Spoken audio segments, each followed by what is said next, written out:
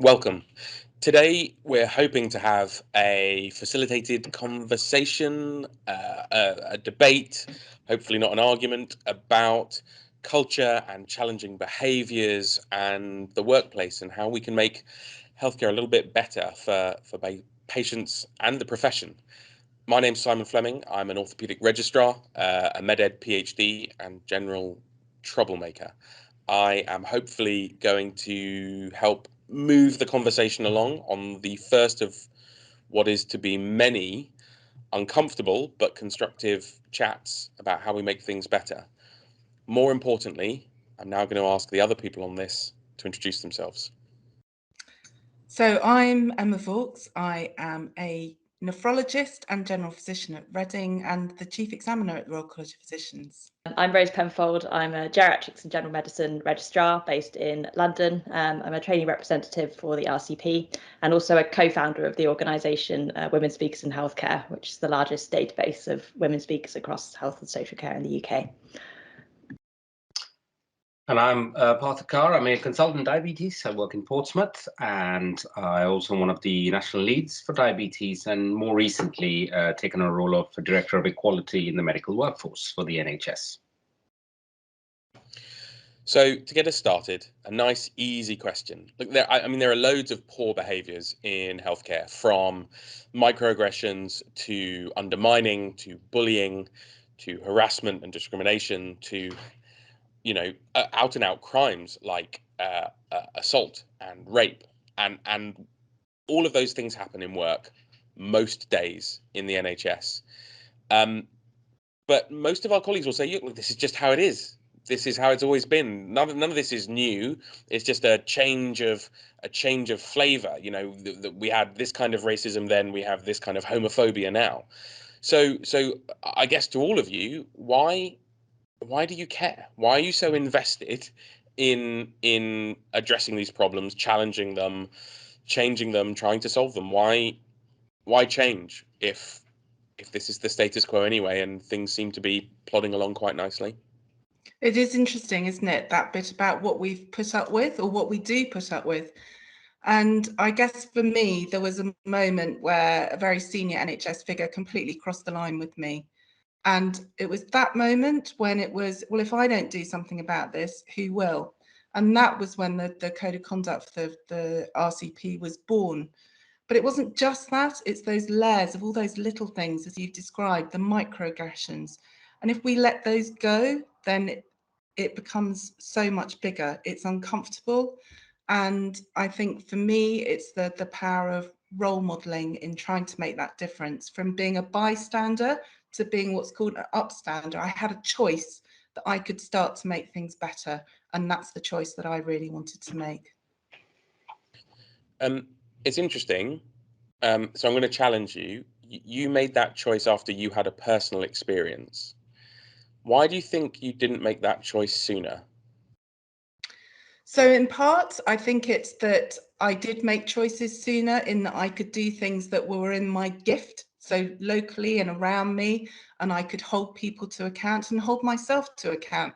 I think there's something very important about putting up a mirror to ourselves, and that we're not perfect, but when we're not perfect, that we own it and that we're ready to make a difference.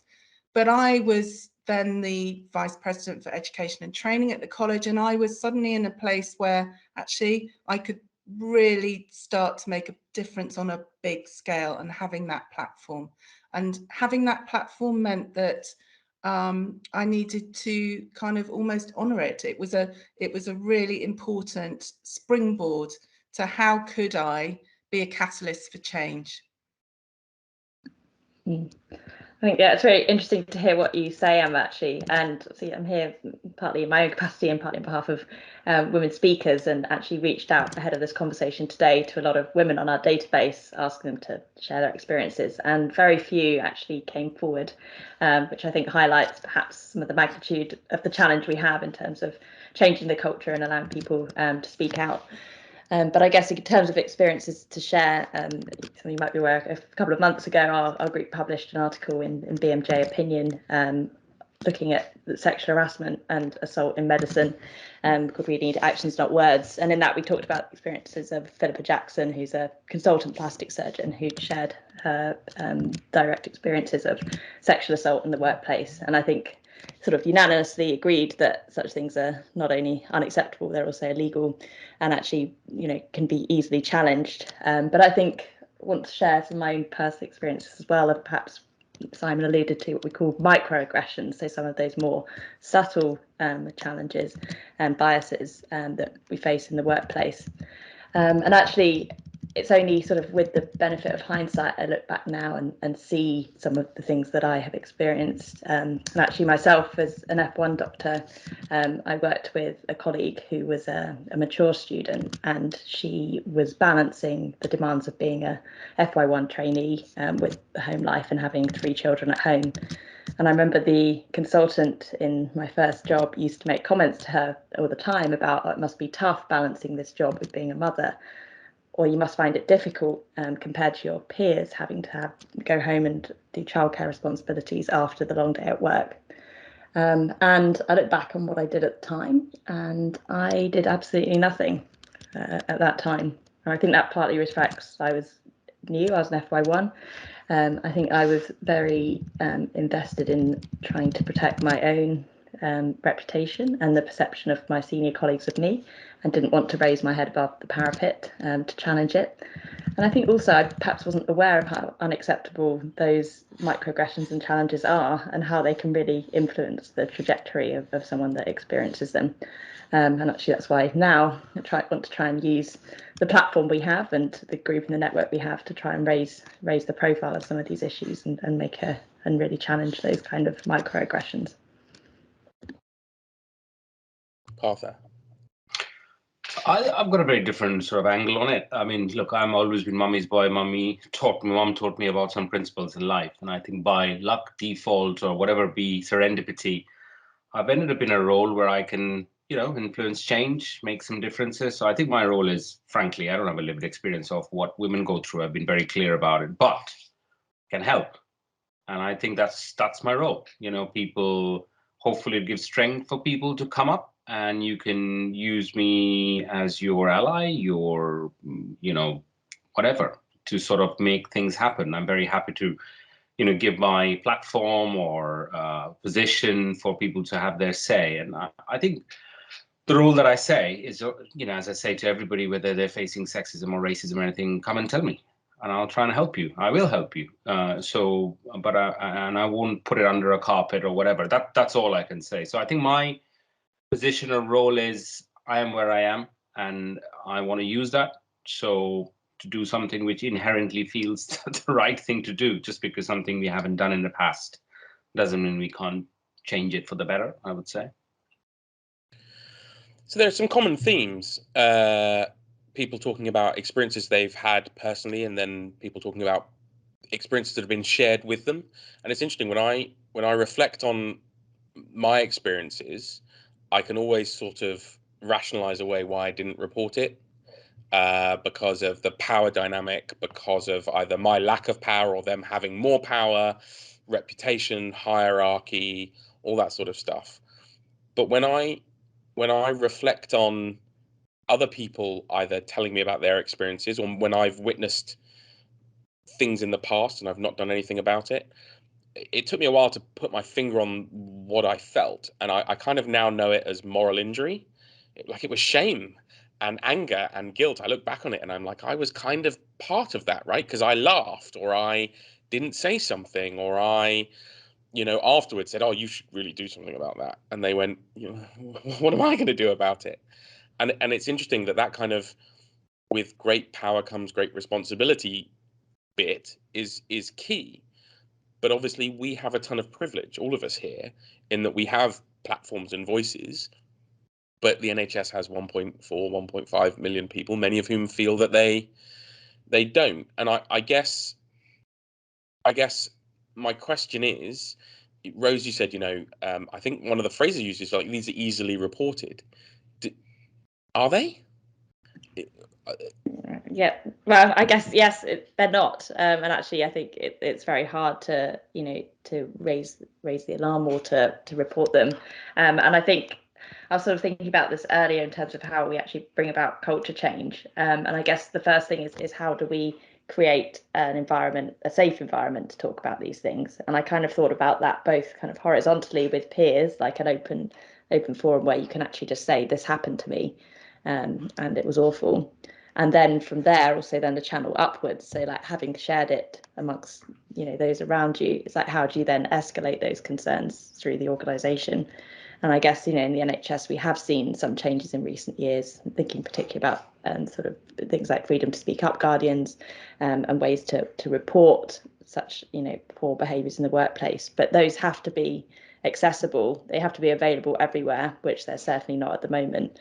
And people have to know about them. And actually, I think a lot of my colleagues and peers wouldn't necessarily know how to even go about reporting some of those behaviours that they might experience or witness.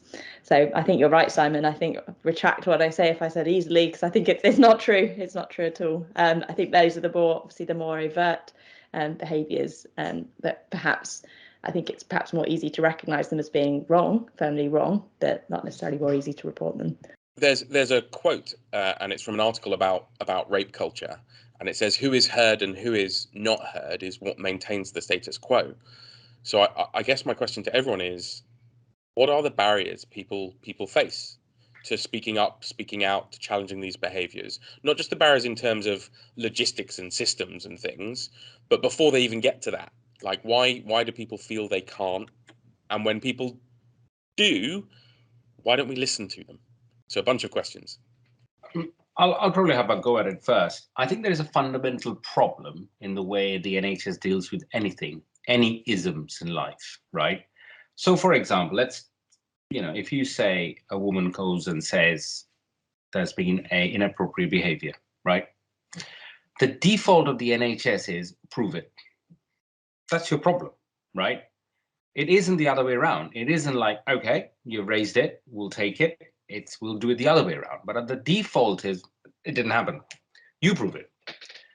And the problem, which, for example, then if you move into areas like racism, most of it, as sexism will be the same, is not very obvious in your face. It isn't like some tick box you can go through a clipboard and go like, well, it's clicked, it's ticked 6 of the 7, and thereby it fits the bill. It doesn't work like that. And I think there's your fundamental problem where people go like, you know what, I don't know why I bother. That stops it dead. And why bother? So I think the analogy in a different way I use is from the world of diabetes, which is where we have learned is that if there is no point in raising an issue, people will stop raising it. So when people were not getting access to their technology, people just said, what's the point in asking? The answer is, you show me why you need it, rather than, I think you will need it, let's try and work. And you have the same, so that's an NHS ethos, that the baseline is it didn't happen. So there's your first problem, and I think that's what fundamentally needs to change. Most of the issues that I get or I deal with, and we've had our fair share already of sexism, etc., involving consultants having chats with CEOs. Some of them you sit there going like, how is this like not with the police? And you're sitting there going like, I can't believe I'm having a conversation with grown-up adults about the necessity of this being with the police, not a let's all get together and have a group hug. So I think that's an important point, I would say, which fundamentally needs to change, the baseline of prove it. So I think positional power plays a really important role in this, in that we're incredibly hierarchical in not just in medicine, in the whole NHS, but where someone is in a position of perceived or actual power, then that's very different. The whole that relationship is coming from a very difficult position for the person to be able to report or be believed. I also think, building on what Partha's just said about learned helplessness, and that was really the mid-staffs culture, wasn't it? That people tried to speak up, make a difference, got knocked down, tried to get up again, got knocked down, and in the end, somehow that behaviour becomes normalised. And what we need to normalise instead is that it's important we talk about this. It's important to acknowledge that it happens, that we have an expectation of how people behave, and that we will hold ourselves and others to account. And if you can see that happening, and there's visibility of it happening, and there are role models, and there are advocates and those that can go to talk to, that's where you can start to make a difference. But it is no doubt very difficult. But this is such an important step that's being taken at the moment, in that by speaking up about it and by seeing people speaking up about it, hopefully we can start to make that real difference. Yeah, I mean, I totally echo what Partha and Emma have just said, particularly this idea of learned helplessness. I think another point I'd add, and before I say this, I'll caveat it by saying I think it works in both directions. I think something we've seen in recent times is kind of talk a lot about the move away from this old firm structure to, you know, rotating teams. And certainly as a junior, I'm constantly, each week there's a different consultant on call. I unfortunately had the same educational supervisor for the second consecutive year, but I think for many trainees, that's quite uncommon. And actually being able to develop those trust relationships at work is therefore quite difficult. And actually to know who you could speak to in a sort of confidential way, where they'll take your concerns seriously, and also feel that, you know, that invested in you to act on them, I think is really challenging. As I said, kind of that does work. The flip side of that being that obviously if you work with a single consultant and you feel sort of dependent perhaps on them for your career progression, that actually you might not feel in a position to raise your concerns for sort of fear that it might jeopardize your future career and opportunities. So I do get that there is a sort of, it works both ways, but I think certainly from my experience, quite often, even if I do have concerns, I wouldn't even know where or who to raise those with. What's really interesting is everyone's touching on all the little different kind of trigger points when we see whenever we talk about any kind of culture change.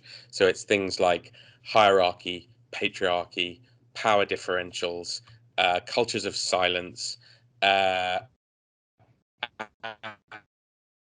What's really interesting is people not even knowing where to start, and so you don't, because you go, well, I don't know who I speak to, and if I speak to the wrong person and they turn out to be mates with the person who did X, Y, and Z.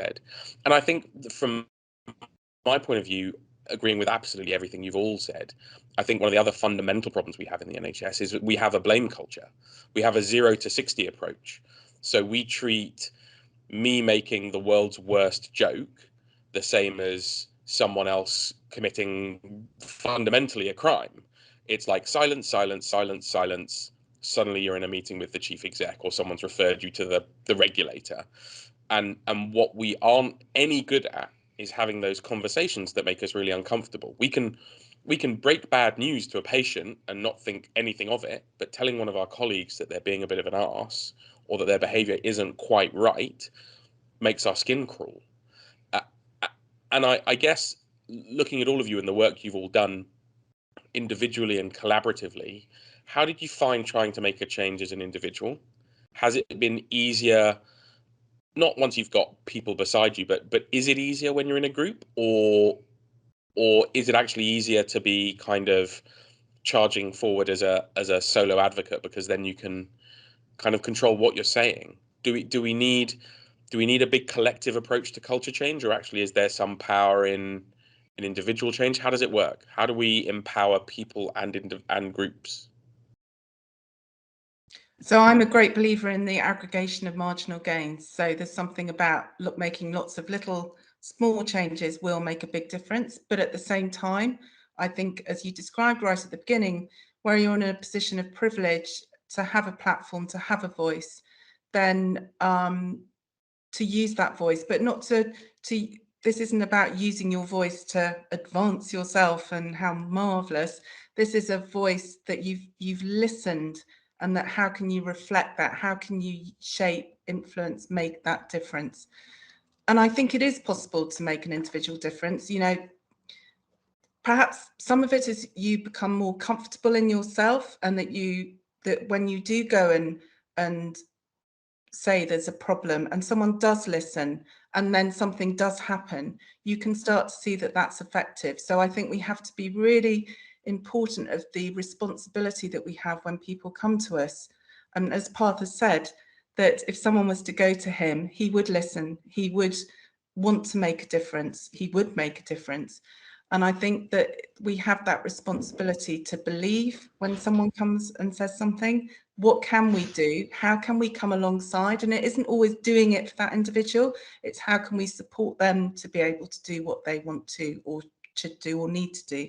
Or you can give books like this to people, which is difficult conversations. And I sometimes leave that on the desk of someone who perhaps has not stepped over a line a little bit, and you know, every little helps. I love that. I love that little warning shot. just FYI. It's amazing how it works, actually. And it's putting someone in the shoes of perhaps the person that they were a little off with, or said some, you know, even a throwaway remark that's landed really badly, what they think is okay, but actually isn't okay. And by putting them in the shoes of that person and seeing it through that lens can often make a difference. I would just add that I think it's easier as a man to do it because the system lets you. I mean, we know this to death, don't we? I say something, and we've even done this in diabetes circles, me and a few other colleagues, as social experiments whereby colleague X, who is an amazing female doctor, would say something completely ignored by the panel, and then I say something, like, "Oh, Partha, isn't it brilliant? This is why you're so good." And they go like, "Well, that's very odd, because somebody just said that 2 minutes ago." But there is that. I think also the other thing, I think as leaders, people need to be a bit more resilient is not the word I tend to use. They need to know how to deflect things. So what the NHS, when they want to do it, they deflect it very well. So the first thing they do is wonderful. The NHS is brilliant at whataboutery. It's brilliant. I mean, NHS is absolutely amazing. You talk about something and they go, "Well, what about that?" And you go like, "What about it?" And I think people get wrapped up in it. Then the next thing that happens is there is that whole thing about, but if you do that, does that make you less liked?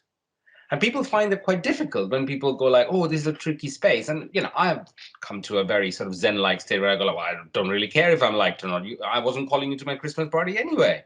Why are you so upset that I don't like you?" But it's a very difficult space to get into, because don't forget that 7 years ago when I would do that, and I found it very difficult. What do you mean? Am I now like really hated by everybody? So it's a tricky space, but the whataboutery is phenomenal. And I know this because when there's a case raised and they go like, "Yes, but I would like to say that we're also dealing with racism." And I'm going like, "But that's not the question I asked." So I think having to do that, it comes with time, but a lot of the collective leadership needs to do that. No, we are talking about, in this context, about behavior towards women. This is what we want to do. Yes, there's a wider picture. Yes, there is things about homophobia, racism. Yes, we're dealing with all of them, but I'm not going to get this diluted on this stream. And that's quite important to do. We need to hold the narrative. I'll finally finish with this example. We have this a lot when we do access to technology all the time. You talk about ethnicity, people go like, "Well, what about the deprived children in the north of England?" And you go like, "Well, I haven't said I've forgotten about them, but we need a separate strategy for them, because they're obviously not going to benefit from videos in Gujarati. So let's do something different." And I think that's what we need to be much more careful and be better at dealing with as leaders, is stopping the whataboutery and focusing. That's what I would say. I think sort of what Partha was just saying segues quite nicely into the point I was going to make in terms of sort of what stopped me previously from speaking up as an individual. I think it's mainly fear of being wrong, or of perceiving it in a way that it's not perceived by everybody else. And particularly sort of alluding to what Simon was talking about earlier around microaggressions and the more subtle but still wholly unacceptable behaviours in the workplace. I think quite often, especially if you're tired and stressed and you've had a bad day for other reasons, you think maybe I'm just overcalling this, or maybe, you know, that was actually perceived by others to be an entirely acceptable way to treat a colleague. And I think my personal experience actually founding Women Speakers in Healthcare kind of came through a group of us all sitting in a room and saying, "We've noticed this issue. We've noticed that women are underrepresented. We've noticed that colleagues are speaking across women in conferences. We've noticed that women are not being invited to speak." And actually all collectively agreeing that this is unacceptable. And so collectively being able to then say, what action can we take to address this? And founded now what's a very large network of women and men who support women speakers across health and social care. But I think it sort of, whilst you recognise perhaps that it's wrong as an individual, I think that fear does stop a lot of people from speaking out. Again, I mean, it's why we're just so lucky to have you all here. Everything there resonates. So certainly, you know, Emma talking about marginal gains. Culture change wise, I always think about the big flashy performative things people do as a crash diet.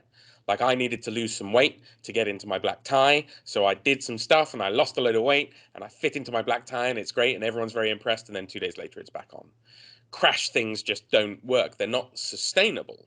And actually, the sustainable things tend to actually be lots of little changes that you can maintain and imagine yourself doing in 1 year, 5 years, 10 years. Partha talking about the whataboutery absolutely resonates, because that was All Lives Matter. You know, when our black colleagues were saying, this is happening to us right now, and people were going, yeah, but what about this? And you're like, that's not the conversation. And there's a big part in advocacy about recognizing that sometimes things just aren't about you. In fact, most of the time things aren't about you, especially if you're a straight white male like me, but generally recognizing that sometimes the conversation isn't about you or the thing you care about. There are other things going on that you have a role to play in. And Partha's comment about not being liked, I think, links in quite nicely to Rose, because what you frame as not being liked, I would frame as being a trainee and not being liked with a capital L, as in suddenly you're the trainee who makes trouble, suddenly your ARCPs become a little bit more difficult, suddenly those consultant job offers in the corridors don't happen, or you can be like me and just get random threats that people are going to speak to your program director, and maybe this won't happen, and maybe your fellowship won't happen, and all that sort of stuff. And Rose, you read my mind. That fear of being wrong is what stops a lot of people speaking up. Because often you are a bit wrong, and so many of us make mistakes. And one of the things we're rubbish at is normalizing getting it wrong, which we all do from time to time, especially in the advocacy space. You use the wrong phrase, you say the wrong thing, you invite the wrong speaker, and the stuff we're talking about, half the reason it's uncomfortable is because it nearly necessitates making mistakes to move forward a bit. But it all seems so overwhelming. Like, what we're talking about is basically, without being completely grandiose, changing the world. We're talking about changing healthcare. So taking into account that this is meant to be one of those, like, you know, the episode of EastEnders with the drums at the end, or the to be continued. Let's try and end. I'm going to put you on the spot, each one of you. What is one thing that everyone can do who's watched this until our next episode comes out, where they get some of the answers? What is one thing someone can do at work, day to day, to make work a better place, or to try and stop some of these behaviours?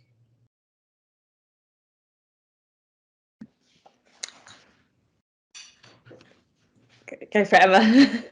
So from my perspective, it's that you notice what's going on around you, and then when you notice that either someone is uncomfortable, you're uncomfortable, that you do something about it. What that is may vary, but that people know that you are noticing, that you are someone to be an advocate, someone to be able to come to, and that you will take it seriously and you will act. I think for me, the one thing that I think everyone can do is to ask someone, are you okay? I think when you witness someone being, the victim of such behaviours at work, I think we sometimes forget to ask them if they're all right. And I actually had this experience the other day where I was spoken to very unacceptably by a colleague at work, and another registrar came down from one of the other wards and said, oh, I heard that you had a bad experience with this person. I'm sorry, I've had it too, and are you okay? And I think then that person knows that people have recognised it, and can then themselves feel more empowered to challenge it and do something about it. I think for me, in your mind, have a genuine concept of what zero tolerance is. Not whiffy-waffy, not like, ooh, what if, oh, is it really? None of that. It's just in your head. It should be very simple. If there's something disrespectful towards a colleague, then you call it out. You basically call it out. And I think people mix up the word call it out with it has to be a grandiose thing. It doesn't. Sometimes it needs to be among even your friends. Tap a shoulder to your friend and go like, man, come on, that's just not right. Let it be. That's all you need to do sometimes, right? So I think that's one thing I would like people to do from tomorrow, so to speak. Zero tolerance means zero tolerance. If you see something which is out of line and you see somebody who's uncomfortable with it, you step in and you can do it in a very friendly way. It doesn't have to be aggressive and pushy or anything like that. I suspect all of us have from time to time. So that's as simple as you can do, I would say. Thank you very much. For me, it's really simple. I would ask people to just be uncomfortable more. I think we all kind of like the easy life, but everything we're describing here kind of makes everyone's skin crawl a little bit. Even those of us who do it day to day, it's still a bit like, oh. And to be honest, my favorite quote is Maya Angelou's, which is do the best you can until you know better. But once you know better, do better. So I would ask everyone to just try and do a little bit better. And the way we can help them do that is by having them watch subsequent episodes of this, where we're going to unpack this a lot more. Thank you all so much for joining us.